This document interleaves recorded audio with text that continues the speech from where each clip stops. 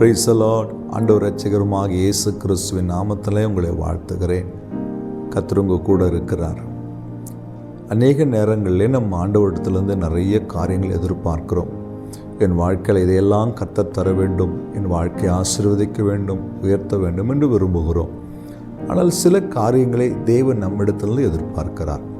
அதிலே ஒரு காரியத்தை இன்றைக்கு நாம் தியானிக்க போகிறோம்.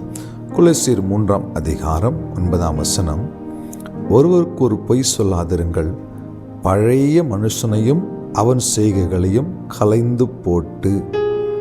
முதல் காரியம், நமக்குள்ளே இருக்கிற ஒரு பழைய மனிதன். அந்த பழைய மனிதன் எப்பொழுதும் பழைய காரியத்தையே பேசி கொண்டிருப்பான், பழைய காரியங்களை ஞாபகப்படுத்தி கொண்டிருப்பான், பழைய சிந்தனைகளை உருவாக்கி கொண்டிருப்பான். ஆனால் தேவன் நம்முடைய வாழ்க்கையில் எதிர்பார்க்கிறது என்ன என்றால், முந்தினவைகளை நினைக்க வேண்டாம், பூர்வமானவைகளை சிந்திக்க வேண்டாம், கர்த்தர் உங்களுக்கு புதிய காரியங்களை செய்வார். ஆண்டவர் நமக்கு புதிய காரியங்களை செய்யும்படி விரும்புகிறார். ஆனால் நமக்குள்ள இருக்கிற இந்த பழைய மனிதனை நாம் வெளியே தூக்கி எறியாத வரைக்கும் நம் வாழ்க்கையிலே புதிய காரியங்களை பெற்றுக்கொள்ள முடியாது. நான் சொல்கிறது உங்களுக்கு விளங்குதா? ஒவ்வொரு மனுஷனுக்குள்ளேயும் ஒரு பழைய சுவாபம், பழைய சிந்தனை, பழைய நினைவுகள், பழைய அருவருப்புகள் ஏதோ ஒரு சூழ்நிலை எதிர்க்க வந்து நமக்குள்ளிருந்து எழும்பி நம் ஆசீர்வாதத்துக்கு தடையாய் நிற்கிறது. அநேகர் சில நேரங்களில் சொல்லுகிற வார்த்தை, பைபிளை கையில் எடுத்துன்னு பார்க்குறேன், பழைய மனுஷனாக இருந்தால் நடக்கிறதே வேற.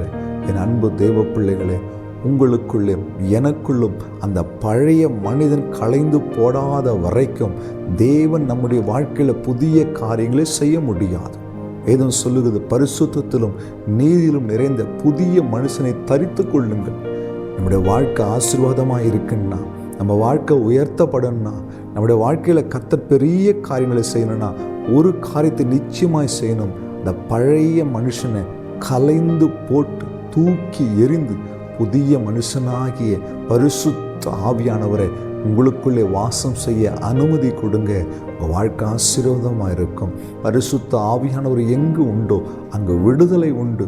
இது வரைக்கும் விடுதலை இல்லாமல் தவிக்கிறீங்களா? ஏதோ ஒரு காரியத்தில் போராடி கொண்டே இருக்கிறீங்களா? முதல் காரியம், உள்ளே இருக்கிற பழைய மனுஷனை பாய் சொல்லி வெளியே அனுப்பிடுங்க. அவன் தேவையில்லை. ஆண்டவரே, உம்முடைய பரிசுத்தமுள்ள அந்த மனிதன் எனக்குள்ளே வாசம் செய்யணும், ஆவியானவருக்கு விட்டு கொடுங்க. இன்றைக்கு உங்கள் வாழ்க்கை மாறும், உங்கள் பிரச்சனை மாறும். புரியுதா உங்களுக்கு? ஜெபிக்கலாமா? அந்த பழைய மனுஷனை தூக்கி எறிஞ்சிடுறீங்களா? புதிய மனுஷனாகிய தூய ஆவியானவரை ஏற்றுக்கொள்கிறீங்களா? அவர் வாழ்வதற்கு இந்த சரீரத்தை ஆலயமாக இடம் கொடுக்குறீங்களா? இன்னையிலிருந்து அற்புதம் நடக்கும், மாற்றம் நடக்கும். கர்த்தர் செய்ய போகிறார்.